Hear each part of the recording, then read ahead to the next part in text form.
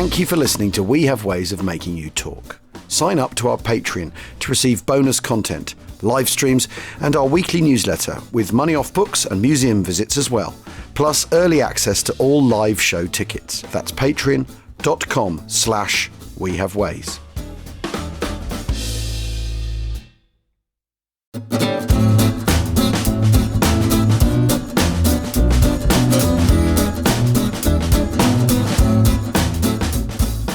Thursday, 14th of September 1944. Last weekend, Valerie came up for a day, returning Sunday. I drove it down to London, arriving at about 1400. At 1600, I received notice of a meeting at General Brereton's headquarters at 1800, so I took off, arriving a few minutes late for the meeting. It was conducted generally by Browning, and had to do with a new plan envisioning a drop for the 82nd to seize the bridges at Grave and Nijmegen, and the high ground between Nijmegen and Grosbeek. That the plan would go through was all agreed to. Browning was to command it and had it all set up. The troop carrier lift was not set up, however. That was arranged at Eastcote Monday morning. D-Day has been changed from the 14th to the 15th to the 23rd and now to the 17th. Takeoff airdromes are not settled yet, nor is the lift. This latter because they've been unable to decide whether or not the full TCC lift, Troop Carrier Command, will be available or whether the bombers will do part of the resupply or all of it. The flak in the area is terrific. The kraut's many. It looks real rough. If I get through this one, I will be very lucky. It will, I am afraid, do the airborne cause a lot of harm. And that, of course, was Brigadier General James M. Gavin writing on Thursday, 14th of September, 1944. And now we go over to the SHAEF intelligence. 2 days later, the SHAEF intelligence summary ending the 16th of September. The enemy has by now suffered, the West alone, losses in men and equipment which can never be repaired during this war. It is estimated with fair confidence that during the first 3 months of the Western campaign, excluding the Mediterranean front, not more than 200 tanks a month, new production, went to the West, and not more than 20,000 men per month arrived as replacements. Tanks were steadily lost at nearly 3 times this rate, and men at nearly 6 times.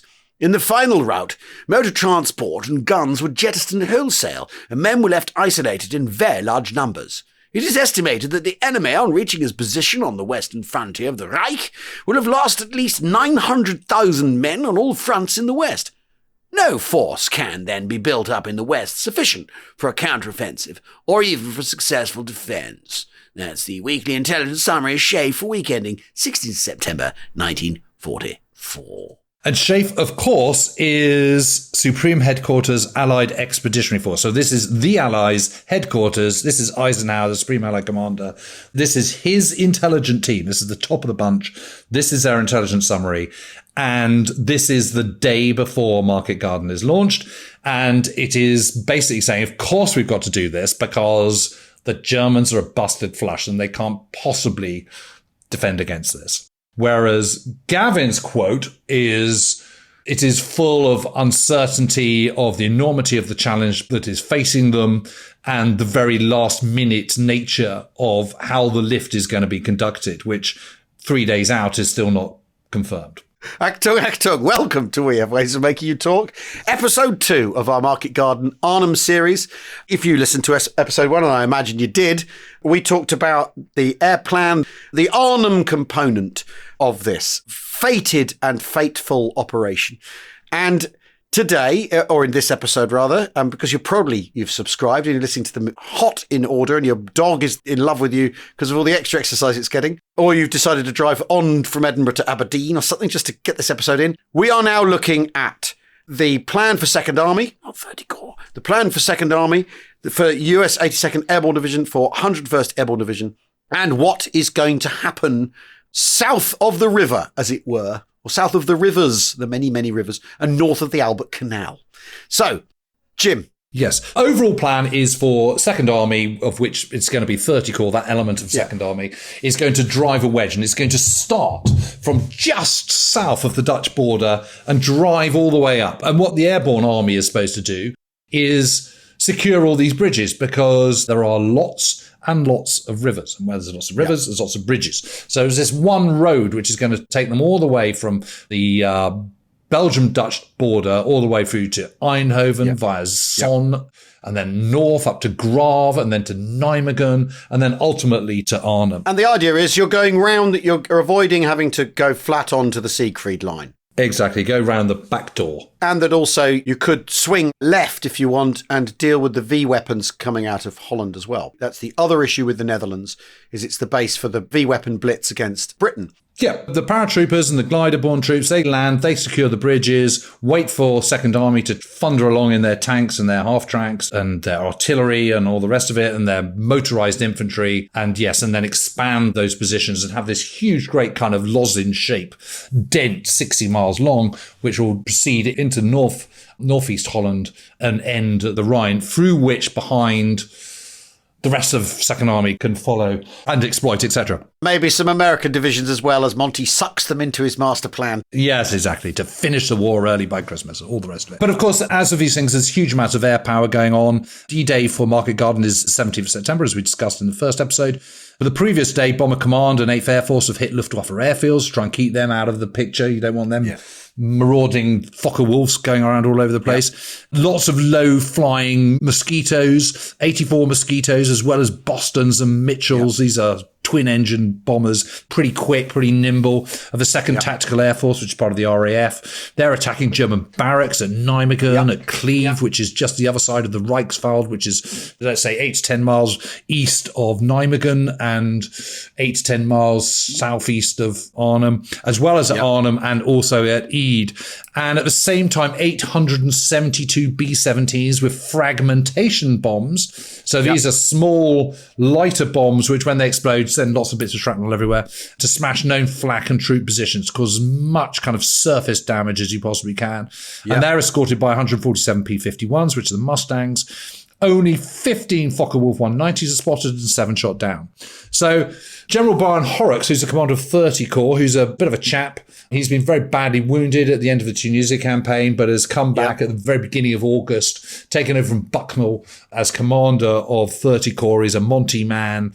Monty man through and through. Through and through. So what that basically means is he'll do what he's told. He's a good chap. Everyone likes him. He's got a great sense of humour, a twinkle in his eye, but not a huge amount of tactical or operational imagination, I would say it's fair to say. He has various briefings that morning of Sunday the 17th of September, not least with Colonel Renfro, the liaison officer of the 101st Airborne. And Horrocks says to Renfro, how many days' rations will they jump with? And how long can they hold out? And Renfro is a little surprised to be asked this because he'd been told that 30 Corps was going to be in Eindhoven in a matter of hours. So the sort of days don't really come into it.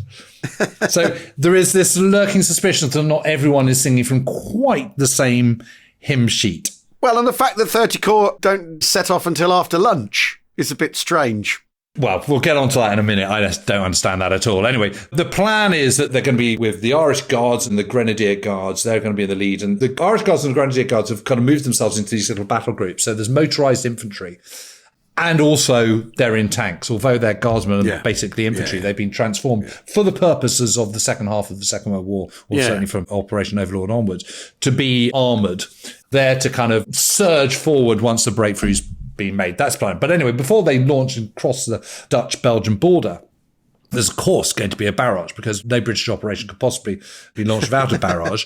And so they've got 1 heavy, 3 medium and 10 field regiments. So, that's 14 field regiments of 24 guns. So, that's sort of over 300 guns ready with a rolling barrage, which will be moving backwards at 200 yards per minute. There is this one road, so they've been told under no circumstances to hit the crater of the road, and it's better to do it either side. And this is to protect the flanks so that once 30 Corps surge forward, they can do so unfettered by anyone on their flanks. That's the idea. Flak positions are hit by the Air Forces just before 10:30 a.m. Electricity for the entire area is cut off because the PGEM generating plant on the backs of the Waal, which is on the western edge of Nijmegen, city of Nijmegen, have been hit. And so there's a kind of electricity blackout. Mosquitoes scream over in low over Arnhem to attack the main barracks. The Wilhelm's Kaserne is hit, but also the Restaurant Royal nearby, an old people's home. Yes, they have them in Arnhem in those days. St. Catherine's Gasthuis is also hit, but collateral damage is comparatively low in the big scheme of things. And the Irish Guards move across Joe's Bridge, which is named after Joe Vandeleur, who's one of the leading tank commanders in the Irish Guards, and take up position 1,000 yards south from the Dutch frontier. Lieutenant Colonel J.O.E. Vandeleur, Joe Vandeleur, commands the 3rd Motorised Battalion of the 2nd Armoured Irish Guards, and he's very much in the van. And he says, "It felt like the start of a race. We were lining up at the start line, and the finish was the Zuider Zee 90 miles away." I mean, for those who are familiar with A Bridge Too Far, that's Michael Caine. Yes. He's the guy who wears the bright green cravat and corduroys. And there's a kind of very studied, insouciant attitude to sartorial matters as well. Absolutely, yeah. They're very, very cheered by the promise of typhoons. Has a forward air controller from the RAF with him.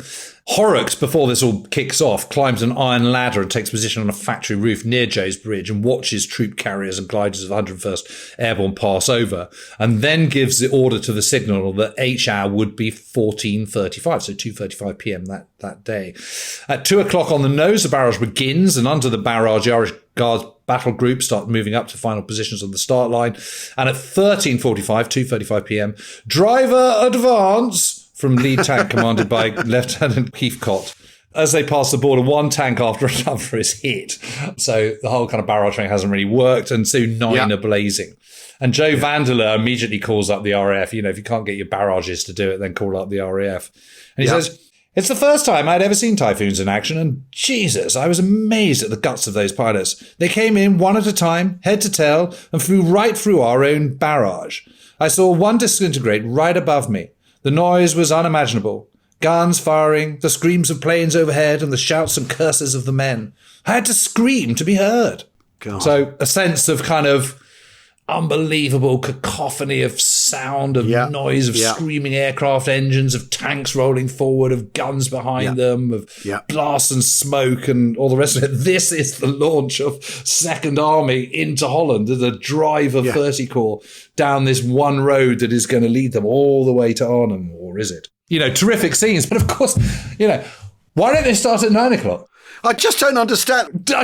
Why not? Is it, you know, to get the guns online, to get the ammunition in place for the barrage and everything, they just needed another night? Because it's all about exploitation. It's all being done in a hurry. It's been planned quickly. It just seems so strange that they're starting after lunch. Or is it just because it's Horrocks and I don't know. It's absolutely extraordinary. It doesn't tread on the element of surprise that an airborne landing would. Because one of the things that characterises the German reaction to all of this is every time there's another airborne landing, they're like, "Gott in Himmel, there's more of them. Oh no!" Rather than, "Oh right, we know what to do about these chaps." It seems so strange, this late start. You know, despite the kind of the nine Shermans that get hit in the kind of first moments, actually they do start making progress pretty quickly. And actually it's dry enough. And he's got an eagle-eyed Lance Sergeant Cowan, who's got a Firefly. And he manages to take out a camouflage self-propelled gun, captures the German crew and commander, who then just bizarrely starts pointing out the others. And they say, "Why on earth are you helping us?" And he says, "Well, you know, I'm a professional soldier and I can't bear to see anyone adopting the wrong tactics," as he thought Cowan had. So they then knock out 2 more. I mean, it's one of the most mystifying episodes of the entire thing. But anyway, so they take out these SP guns. And of course, the 9 get knocked out by the 3 SP guns, these assault guns. But once you've taken them out, there's nothing else. You know, that's it, because the Germans are undersupplied. So suddenly the kind of road is open and they're able to kind of push on. And there's lots of POWs streaming in and so on. So 30 Corps is underway. And meanwhile, US Airborne Divisions departing from no less than 17 airfields across United Kingdom. They're all given very decent breakfast of hot pancakes and syrup and fried chicken with all the trimmings and apple pie. I mean, you know, they always say that if you want to avoid seasickness and air sickness, eat beforehand, but might be taking things to a particularly far extreme. There's also a condemned man's meal element to hot pancakes and syrup, fried chicken and apple pie, hasn't it? It's got that last meal aspect to it. And the 101st Airborne chaplain, a chap called Father Sampson, is Catholic. And he gives a general absolution to a group of bareheaded men kneeling before him on that Sunday morning at one of the airfields. There's a whole array of different emotions amongst the men, sort of expectation, nervousness, anxiety that it might get cancelled yet again for, 18th time. They're all incredibly overloaded, so most of them can barely move. They've got helmets covered in camp netting, webbing, musket, musette bags. There's that really brilliant picture of Jim Gavin adjusting his parachute pack by a Dakota with his kit laid out in front of him, in his jump boots, and he's got his rifle and his helmet and the thing on the end of the rifle to stop him poking his eye out. And you can see even the generals are overloaded, are carrying a ton of kit. And he looks so cool in that photograph. He does. We'll dig it up. And the men around him are heavily loaded too, and it's this thing that you fight with what you jump with. They all look like mean SOBs. Exactly. They all look like very mean SOBs. And Gavin himself is travelling in a C-47, a Dakota, with Captain Ari Bestbreutje. And Bestbreutje, he's a Jedburgh, so he's part of kind of SOE. He's wearing a British Commando beret, Denison, and a shoulder patch with an orange lion and Nederlands patch on it. He's basically Gavin's kind of sidekick, Dutchman on the ground and all the rest of it. So the 101st Airborne, they're all loaded up in 436 C-47s and 17 gliders with 4 Pathfinder detachments, which are ahead by 15 minutes. And the 82nd Airborne in 482 C-47s and 50 gliders. 7,277 paratroopers and 209 glider infantry. I mean, imagine what that looks like flying over southern England. I mean, it's a hell of a lot. This is it, isn't it? One of the things that characterises Market Garden. There's not enough planes. There's tons of planes. There's tons of planes. There's not enough of what you want to do. That's the point. There never is. I mean, 4,127 assault craft for D-Day seems like quite a lot, but it's not enough. Never is. Anyway, en route, for the most part, it all goes absolutely fine. One glider tug panics and releases the glider early, and the glider goes down in England. That guy later gets court-martialed and sent to 20 years. But before you know it, they're over the North Sea, known as Blitz Creek. And there's various jokes. They're leaving the cancellation a bit late this time, says one. And the overriding kind of observation is kind of huge numbers of Mustangs, Typhoons and Thunderbolts, which are escorting them. General Maxwell Taylor, the very sort of urbane divisional commander of the 101st, he sleeps most of the way. He wakes up, goes, I'm a bit hungry, eats a K ration, and then goes straight back to sleep again, which is, frankly, hats off. The Netherlands, of course, is known as Flak Alley, as because of the huge amount of flak there. I mean, it really, really is a huge amount of flak. And a number of the pilots are sitting on their flak jackets or even packed sandbag. There's a great line from the USAAF, the United States Army Air Force Observer, on Maxwell Taylor's C-47. He's never been on one of these before. And flak opens up and he goes, "What's that stuff?" And the co-pilot in the face says, "Colonel, you can rest assured it ain't fluff." But the legendary reporter, Edward R. Murrow, is on one of the C-47s. By now, we're getting towards the dropping area, and I sit looking down the length of the fuselage. The crew chief is on his knees, back in the very rear, speaking into his intercom, talking with the pilots. We see the first flak. I think it's coming from that little village just beside the canal. More trace are coming up now, just cutting across in front of our nose. They're just queued up on the front now, waiting to jump. You can probably hear the snappers. They check the lashing on the static line. Do you hear them shouts? 3, 4, 5, 6, 7, 8, 9, 10, 11, 12, 13, 14, 15, 16, 17, 18. There they go. Every man out. Oh, tremendous, isn't it? I mean, you can feel the excitement in the moment and, crikey. Having parachuted from a C-47, that thing of the countdown, that's exactly what it's like. And the jump master going, go, go, go, go. And you shuffle along and you're thinking, oh, Christ, it's not my turn yet. No, why did I say yes to this? Yes, why did I say yes to this? Oh no, I'm at the door. I've jumped out. Why did I jump out? Oh, my ankle hurts. I mean, one of the things I think is really interesting about this is when you land by parachute, and like I say, I've done tandems a few times, but I've done this tactical style once. You are sky high on adrenaline landing, and you feel completely indestructible. And you feel like you could leap tall buildings in a single bound. You can see why it attracts gung-ho people, but it makes them gung-ho too.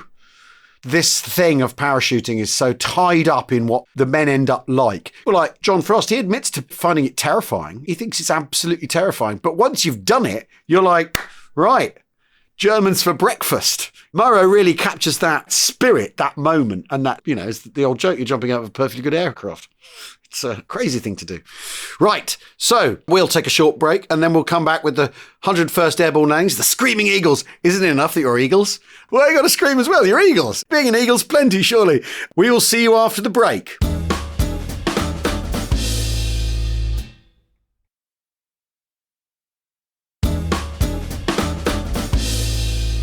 Welcome back to Weird Ways of Making You Talk. Market Garden Part 2. Part 2 of Market Garden Part 2 is upon you.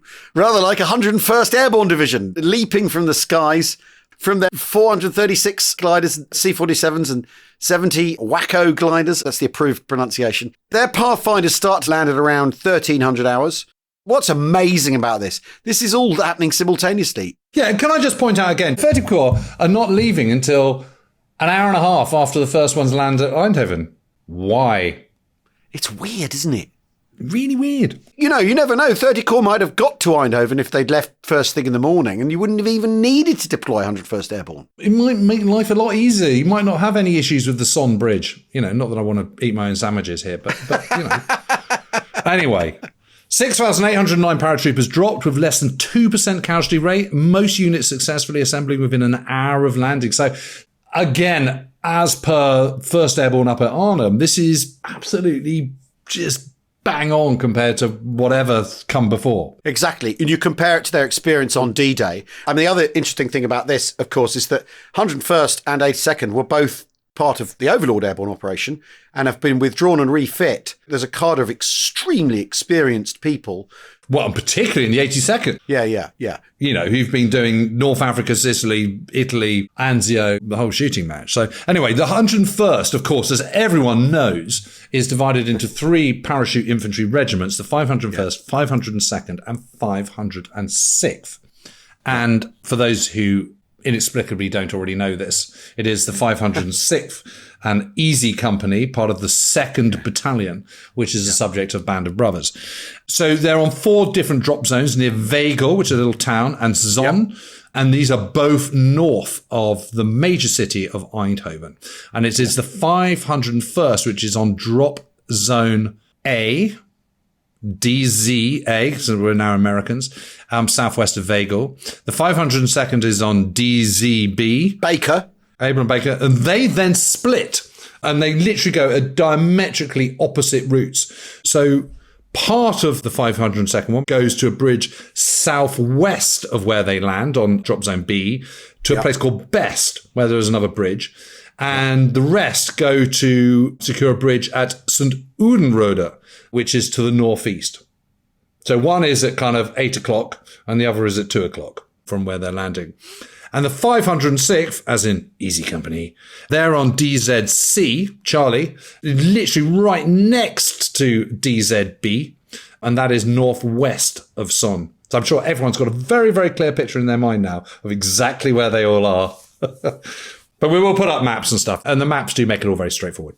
As the 101st Airborne reject the initial air plan, what Maxwell Taylor wants is he wants everyone together so he can deliver punch. That's good sense in that. Yeah, it is. Yeah, exactly. But this is the interesting thing about it. He is allowed to alter the air plan. So the excuses after Market Garden that the Air Force told us what to do and we couldn't pick landing zones and it was all out of our hands because you could change it if you wanted to, if you could make the case successfully of changing it, because he does. And there's a great picture of Maxwell Taylor saluting at the door of the aircraft with his white stripes of his reserve. He's splendid. He's sort of quite posh, intellectual, square-jawed, good-looking, all those sort of things. And of course, he's the guy who has that extraordinary episode in Rome just before the armistice in September 1943. He's a really, really interesting character, as of course is General Matthew Ridgway, who is now the Corps commander, which means that Brigadier General Jim Gavin, great friend of the show, is the new 82nd Airborne commander, soon to be promoted to Major General. Anyway, 101st are further south, but still obviously some way north of 30 Corps. And then it is south of Nijmegen, and around that area is the 82nd Airborne landing. They've got quite a big ask, actually, this 82nd Airborne. I would say that theirs is as tough a task as any, really.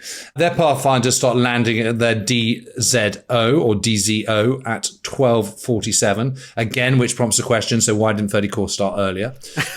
I mean, why didn't they start at kind of 5 in the morning?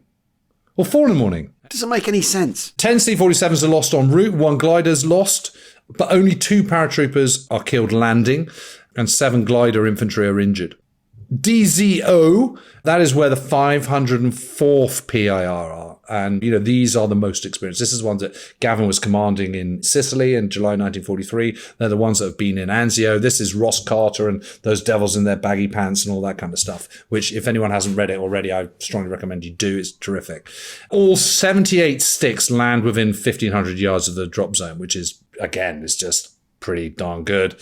The command post of the 504th PII is open by 1:30 in the afternoon. And 10 minutes after that, there's radio contact with the other units, which is, again, it's just, there's a kind of sense of cohesion and organization and everything going to plan in a way that there wasn't, obviously, in earlier airborne operations, including, of course, D-Day itself. This is because they're super experienced. And I think one of the differences with maybe 1st Airborne is 1st Airborne aren't experienced or as recently experienced as these guys. And, Gavin has done everything that 82nd Airborne have done. He runs through it like a stick of rock. He knows how to do this. Then you've got on DZT. So that's on the one that's sort of on the eastern side of the Gross Peak Heights. They're not very high, but they are substantial because the rest of the ground is kind of pretty flat. Well, high for Holland, which for want of a better expression, given Amsterdam's reputation. Yes, so you've got Nijmegen and you've got the River Vaal, which is this really wide river.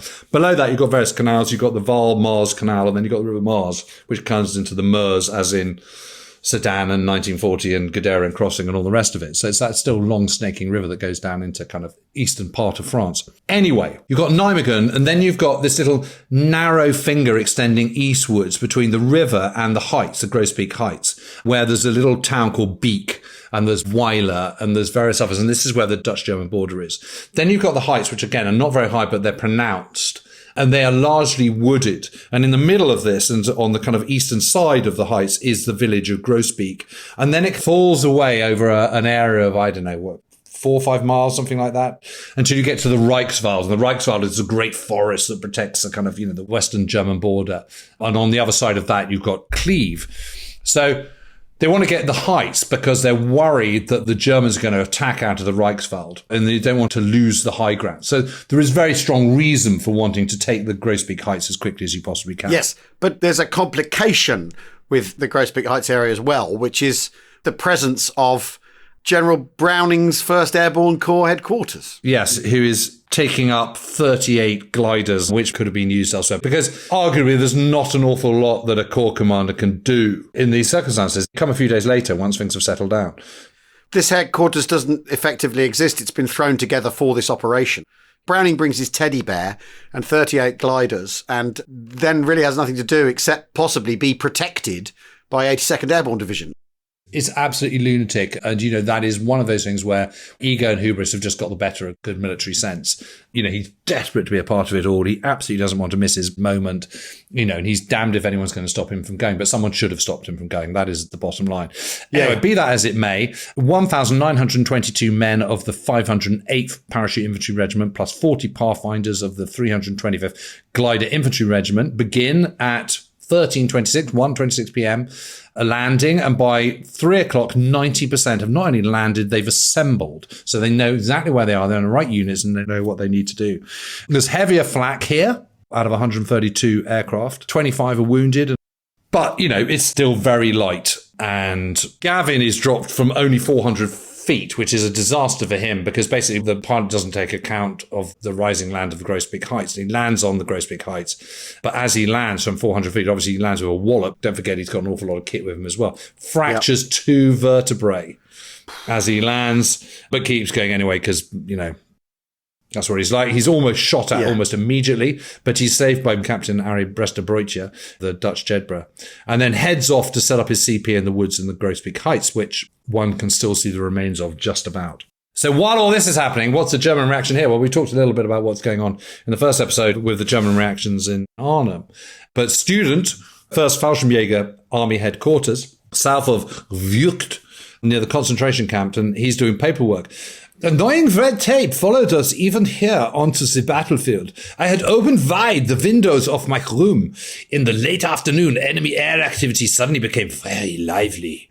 Columns of fighter planes and formations of small bombers flew over constantly. In the distance, one could hear bombs dropping, aircraft, machine guns, and anti-aircraft fire. That's what Student says of it. I do like doing German accents, being evil Nazi villains. Well, why not? I mean, isn't that what they're there for partly? Yeah, exactly. Yeah, so it's the Hohenstaufen, which is going back to Germany. So they're in Arnhem, they're already loading railway wagons for return to Germany. Part of the 9th SS have already been left, but a fair amount of their troops are in the area. 2 battalions of Panzer Grenadiers, an artillery battalion, 9th SS's Recce battalion. Anyway, we've talked all about that at Deelen and stuff already. But there is general shock and surprise that this has happened. And we might remember from our Normandy episodes, our D-Day episodes, Oberst Friedrich August von der Heiter, who's the commander of the 6th Fallschirmjäger Regiment. The Allied airborne landing was a terrible shock, even to my paratroopers. For at least 1 or 2 hours, we were not far from a panic. But this is interesting because the Germans do admit to a couple of hours of panic, 1 or 2 hours of panic, but then they stop panicking, is the thing, and they knuckle down with reacting. They allow themselves an hour of panic, and then the panic recedes. And then they only have clear thinking. Because the other thing to bear in mind is that, yes, the Americans have great experience of airborne landings, but the Germans have great experience of having Americans airborne land on them. So they've been doing, the consequent thinking and training about how to deal with airborne landings since Normandy. Because, of course, and they also have terrific experience of cobbling together ad hoc groups and disparate groups in very quick order into hastily constructed Kampfgruppen, battle groups. And, of course, that's exactly what they do there. I reiterate the point that a battle group is generally a sign of weakness, that you can cobble it together basically suggests you haven't got very much in the first place, which, of course, is true. Yeah. But it does mean they can. So Student takes personal control of the battle, particularly against the 101st Airborne in the south around Eindhoven. There's no reserves there at all, but there are a few, maybe 1,000 Fallschirmjäger replacements who are S. Hertogenbosch, also known as Den Bosch. And one hastily assembled battalion is immediately sent to St. Udenrode and another to Wegel. And he also orders General Lieutenant Walter Poppers, 59th Infantry Division, and he tells them to head to Boxtel. And there's also a training battalion of the Hermann Goering Division, which has been moved from southern Italy sometime earlier and is kind of sort of reconvening. And the 506th Parachute Infantry Regiment, they come down spotting half a dozen or so Hermann Goering Panzers. But fortunately, fighter bombers spot them, dive down, hit 2 of them, they go up in ball of flame, and the rest drive away. So that's kind of massive few. But at Nijmegen, there's hardly any German troops at all. There's a number that flee in panic. There's a whole load that jump on a train and immediately head off to Cleve. And they're kind of only spotted, American pilots go, hey, don't they look like crowds? And yeah, so they do. And before you know where they are, they kind of, the train has issued a whistle blast and a puff of steam and it's on its way. And they're gone. But the defense of the city has left a Fallschirmjäger colonel called Fritz Heinke. And he's got one training company of the Hermann Goering Division, plus the Home Defense and Training Battalion of Wehrkreis 6, which basically is a byword for rubbish, kind of ill-trained, badly cobbled together. Perhaps 750 men in total in the whole of Nijmegen. That is it. And I think it's important at this point to kind of reiterate, I know we talked about it with Chalky Peters a little while ago, but it's worth just reminding everyone who hasn't heard that episode that in the Reichswald, which is only, as I said, 8 to 10 miles away to the east as the crow flies, is the 6th military district, Wehrkreis 6. And this is commanded by General Karl Felt, who's a kind of overage, old-fashioned cavalry officer, no longer fit for combat command, but, okay to kind of put a little bit of kind of some military swagger into a fourth-rate kind of cobbled-together old men and teenagers unit. Felt has formed a tiny HQ staff from the remnants of a force that have been in southwest France that have faced Operation Dragoon and again have been kind of moved up into Germany ready to kind of reorganize themselves when suddenly they find themselves on the front line. They're only given a corps status on the 4th of September and they're only deployed into the Reichswald on the 12th of September. This is kind of border post duties where you're supposed to be digging bunkers and, trenches and doing light manual labor, basically, or not light manual labor, hard manual labor, but you're not fit for combat operations. And no one is expecting them to be involved in fighting anytime soon. And the northernmost of the 2 divisions is the 406th. And this is commanded by General Lieutenant Gerd Schönbening, who is another kind of these over-the-hill officers. And 406th Infantry Division is just, it's hopeless. This is First World War veterans, troops coming from wounds. This is the 39th Grenadier Replacement and Training Battalion. This is one of the units that's in Nijmegen. It's the Home Defense Training Battalion of Wehrkreis 6. It's the composite Battalion Klein, the 303rd and 304th Western Army Battalion, Wehrkreis 6 NCO training course, the 1,224 Grenadier Battalion, ear injured. So the whole division is 6,669 troops, which is low even for a 1944 model, 2-regiment infantry division with a mishmash of artillery and, hardly anything, basically. They are there, and they are, one way or another, give them a few machine guns and things could start to get sticky because attacking's hard. And, if you don't make your decisions quickly on the ground in Nijmegen, as becomes quite quickly apparent, you could end up in real trouble. So they're put on alert at 2:30 p.m. in the afternoon, and then are ordered to attack out of the Reichswald an hour later. This sort of cobbled together kind of fourth-rate infantry division. But anyway, Model also orders the Kampfgruppe Reinhard of the 10th SS Panzer Division and Kampfgruppe Jülich of the 9th SS Panzer Division to Nijmegen. But on that day, both are held up at Arnhem, so they don't get to Nijmegen on Sunday the 17th, because obviously they've got their hands full at Arnhem with the British 1st Airborne. So in the first 24 hours, only really, we're talking about the 406th Divisional troops anywhere near Nijmegen, plus that one company of training Hermann Goering Division troops, and that is it. Now, it is true that the Recce Battalion of Hauptmann Grebner, who we talked about in the last episode, from the 10th SS Recce Battalion, he does reach Nijmegen around 5 o'clock, but then turns around again. So there are no SS troops at all in Nijmegen on Sunday the 17th of September, full stop. So in a similar way that the Germans failed to garrison Arnhem Bridge on the evening of the 17th. They're also failing to properly garrison Nijmegen Bridge. So they're offering 82nd Airborne the same window of opportunity that 1st Airborne get, in effect. Exactly that. Anyway, let's go back to the 101st. Maxwell Taylor finds himself jumping out of his plane. He lands it, that's all good, and leading towards his action, and then turns to his bodyguard and goes, "You're supposed to go ahead of me." The guy thought, "Oh, sorry, sir." Runs off after him.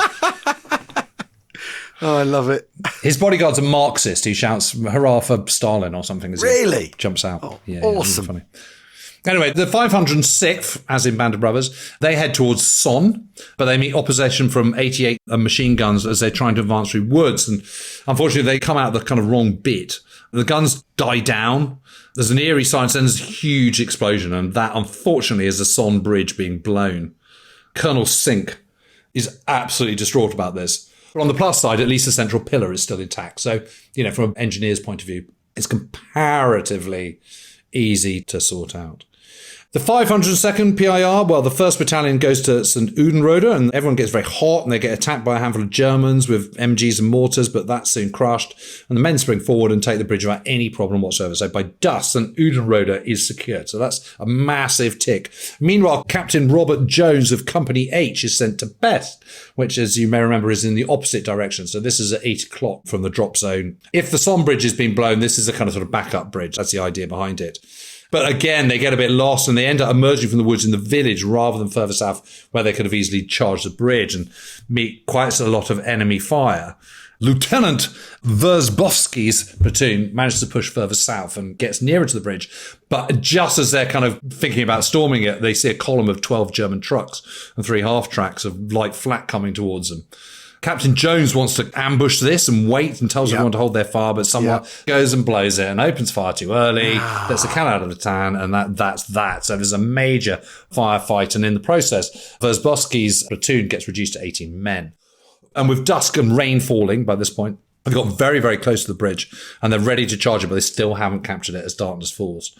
But the 501st PIR, the Parachute Infantry Regiment, the 3rd of the 3 in the 101st, they do capture Weigel and the bridge intact. So they've got the bridge at St. Udenrode, they've got the bridge at Weigel, but the bridge at Sonne has been blown, and the one at Best they can't get hold of yet. So it's kind of, 2 out of 3, basically. Yeah. Meanwhile, the 504th PIR, part of the 82nd Airborne, their job of the 504th is to capture the Grave Bridge, which is the longest in Europe at the time, and then one of 4 bridges across the Marsval Canal. It doesn't matter which one, they've just got to get one of them. The Grave Bridge is 5 miles southwest of Nijmegen.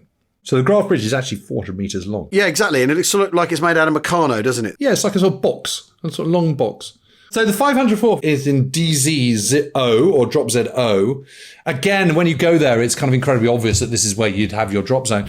It's in a kind of triangle south of Nijmegen between the Maas, the River Maas, the Maasval Canal, and the railway, which runs between Tilburg and Nijmegen. And the Graaf Bridge is the absolute priority. And Gavin says its capture is essential for the division's survival. It's that serious. And Company E of the 2nd Battalion are the only ones that are dropped on the south side of the Graaf Bridge. Everyone else is dropped on the north side in Drop Zone O, but they're dropped on the south side. Again, these are kind of open fields. There's raised kind of tracks between them, and they're dropped on, I suppose, what you call polders. There's a sort of further village to the south in the distance. Yeah. The leading platoon commander is under Lieutenant John Jocko Thompson. And they land exactly where they should do. Thompson sees the green light come on, so he thinks, that's not where we want to be. So he waits a little bit, and then they jump. And they all come down in fields about 700 yards from the bridge. So again, a very tight drop, all good. And they attack the southern end of the bridge straight away. It's a great place to visit. You can stand and see exactly where they landed. And it's got that kind of Pegasus Bridge vibe. If you think you're going to land there, you're caught, you've taken it. The Graaf Bridge is not without defences. There's a little sort of power station-y kind of thing. There's a little flak position, a bunker with a 20mm flak gun on the roof. Trooper Robert McGaw silences the 20mm flak gun with a bazooka round.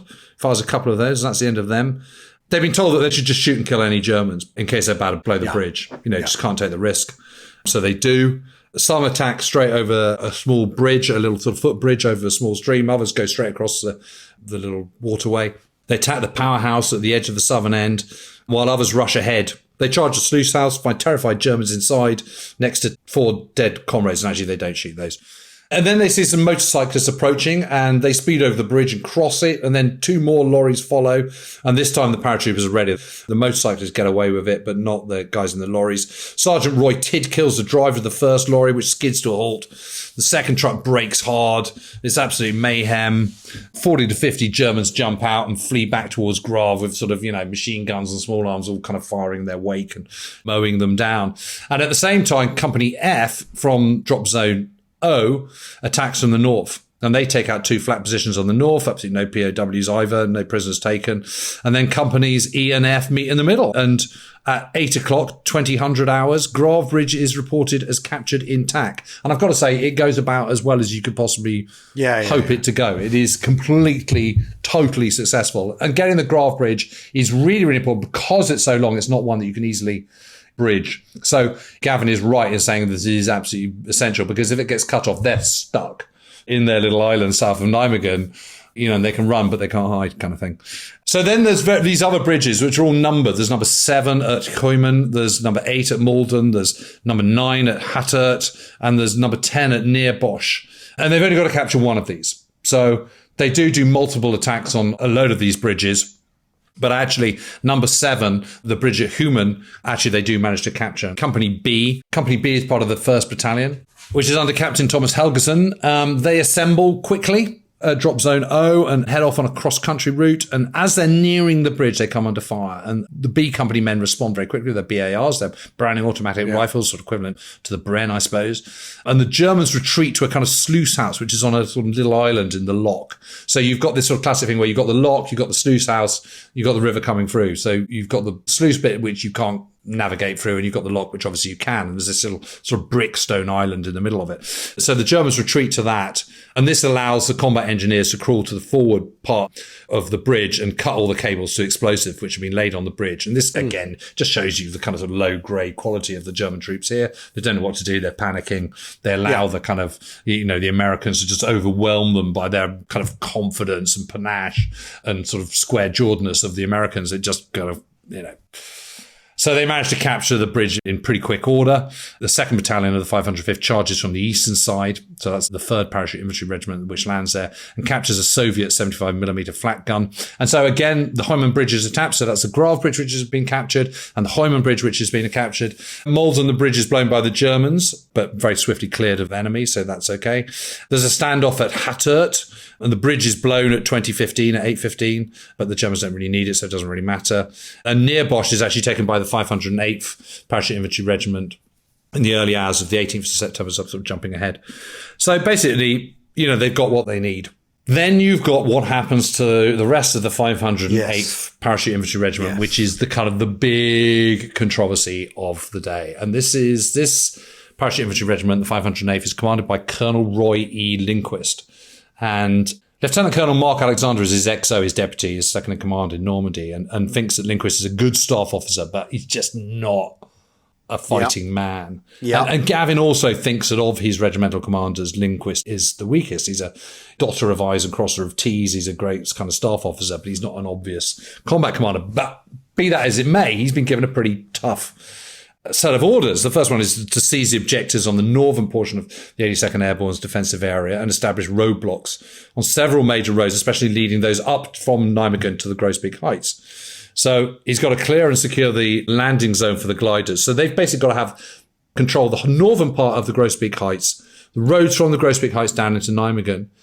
And if all that goes well, then the 508th is to seize the road bridge in Nijmegen. And what he says to him, whatever you do, go via the northern route. Don't go through the town. Come at it, attack it, down from the Grosbeek Heights, go into that narrow finger of low ground between the river and attack from the east. That is the way to get to it, because the road bridge is on the eastern side of the city. Yeah. So don't get involved in fighting in built-up areas. Don't do that. Just come in from the side. Yeah. And this is obviously very, very good advice. There's rumours that there's 4,000 SS troops in Nijmegen, but there aren't. There's absolutely not at all. Lindquist only orders the capture of the bridge once all the other objectives are taken, and it's just too late. And it's a little bit kind of, too little too late is the truth of it. And the task is given to Lieutenant Colonel Shields Warren, who is the commander of the 1st Battalion of the 508th. And he sends in, at 6:30, a rifle platoon and intelligence section through the southern half of the town, not through the eastern, northeastern bit, which is what Gavin has suggested. And they meet Dutch resistance, who tell them that there's only 18 Germans guarding the bridge, not 2,000 SS troops or anything like that. But the rifle platoon in the intelligence section can't get the radio to work. So Warren doesn't hear this news. But at the same time, Warren has got a Dutch civvy who promises to lead him, his 1st battalion, to the bridge. But rather than sending the whole of the 1st battalion, he sends Company A and Company B. And Company A manages to rendezvous with the Dutch resistance people on time, but Company B gets lost. And this is because they're going through the bloody town to the south, and it's new, and they don't have it, and they haven't got very good maps, and they haven't got kind of Google Maps or kind of, GPS or anything to guide them. So, and it's, dusk is falling and all this kind of stuff. So Warren then waits until 8 p.m. for Company B to meet them.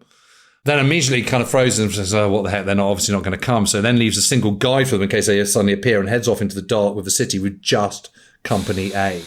And it's now 7 hours after touchdown, and they're only now are they approaching the bridge, and they're approaching it from the south, not from the northeast, as Gavin has suggested.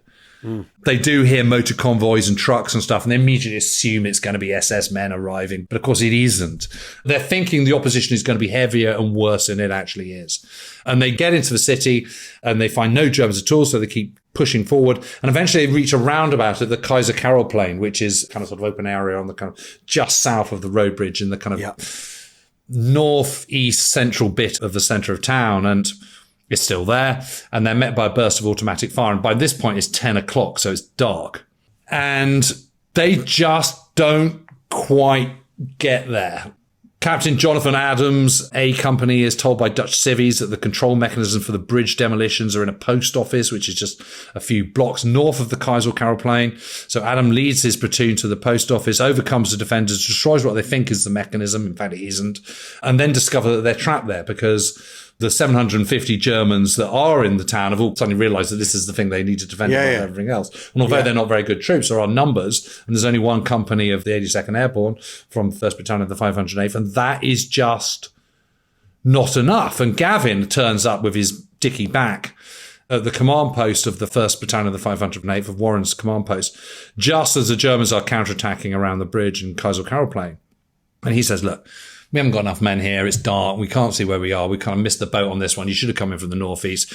We've withdrawn now, and we'll make a much stronger attack, a much better plan to attack with much more stronger first light tomorrow morning. But he's pretty cross because he's told Lindquist and Warren to attack the bridge, not from the south, but from the northeast, and they haven't done it. And that would have been much easier. But the bottom line is, by 15 minutes past midnight on the 18th of September, A and B companies are, B companies finally caught up, are within 400 yards of the bridge.